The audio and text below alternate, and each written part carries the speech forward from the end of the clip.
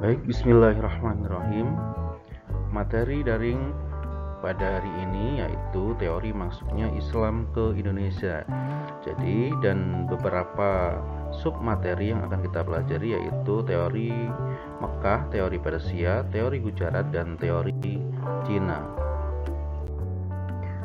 Agar lebih dapat memahami, coba kalian simak berikut paparan atau ulasan mengenai teori masuknya Islam ke Indonesia. Teori masuknya Islam ke Indonesia diantaranya ada teori Mekah, teori Persia, teori Gujarat, dan teori Cina.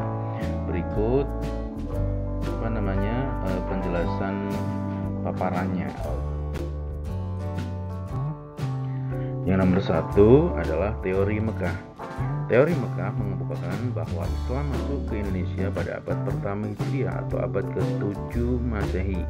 Adapun orang-orang yang membawa Islam ke Indonesia, menurut teori Mekah ini yaitu berasal dari bangsa Arab, terutama dari Mesir. Hal ini didasarkan pada hal-hal sebagai berikut, diantaranya 1. Abad ke-7 atau tahun 674 Masehi, di pantai barat Sumatera sudah terdapat perkampungan Arab atau perkampungan Islam. Yang kedua, jarak Samudra Pasai menurut mazhab Syafi'i dari Mesir dan Makkah. Adapun daerah Gujarat atau India adalah penganut mazhab Hanafi.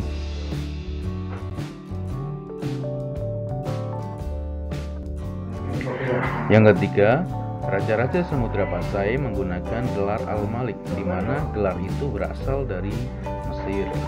Teori Mekah didukung oleh Hamka van Leur dan T.W. Arnold. Pendukung teori ini menyatakan bahwa pada abad ke-13 sudah berdiri kekuasaan politik Islam. Jadi masuknya Islam ke Indonesia terjadi sebelum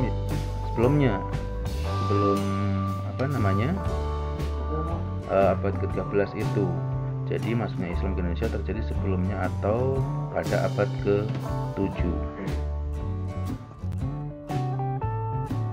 Yang selanjutnya yaitu teori Persia yang berpendapat bahwa Islam masuk ke Indonesia pada abad ke-15 dengan dibawa oleh bangsa Persia atau sekarang menjadi negara Iran.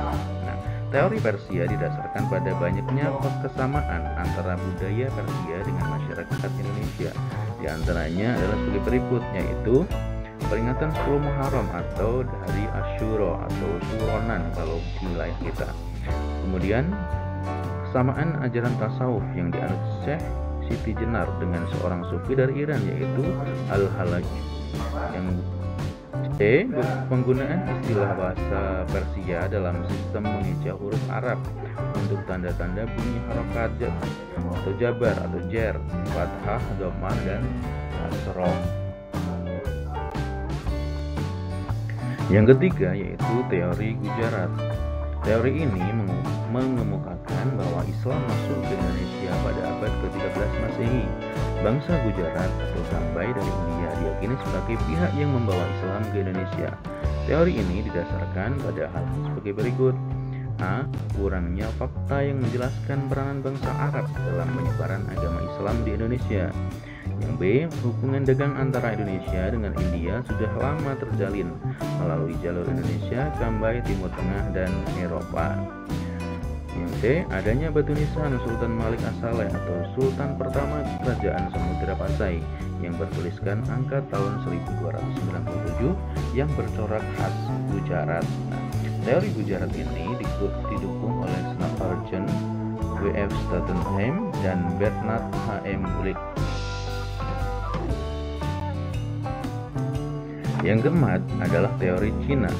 Yang mendukung teori ini adalah Profesor Slamet Mulyana, H.J. de Graaf. Teori Cina ini didasarkan pada asumsi adanya unsur kebudayaan Cina dalam sejumlah unsur kebudayaan Islam di Indonesia. Nah, demikianlah materi yang kita bahas pada pertemuan kali ini, yaitu masuknya Islam ke Indonesia. Jadi teori masuknya Islam ke Indonesia itu ada beberapa hal tersebut yang sudah kalian simak tadi. Jadi intinya kalau kesimpulannya siapapun yang membawa Islam ke Indonesia orang manapun, melalui jalur manapun, Islam sampai ke Indonesia ini merupakan suatu keberkahan. Jadi terus teori mana yang perlu kita percaya? Yang benar yang mana? Semuanya benar, karena semuanya juga memiliki alasan-alasannya juga, ada bukti-buktinya juga. Jadi semuanya benar, semuanya juga bisa kita percaya. Dan kemudian tugasnya kalian, coba kalian dirangkum teori masuknya Islam ke Indonesia tersebut ke dalam buku kalian. Kemudian kalian simpan di bukunya, dipakai untuk belajar nanti. Di akhir bab ini ada beberapa tugas IC atau tugas tugas akhir materi. Ya, demikian dari saya. Assalamualaikum warahmatullahi wabarakatuh.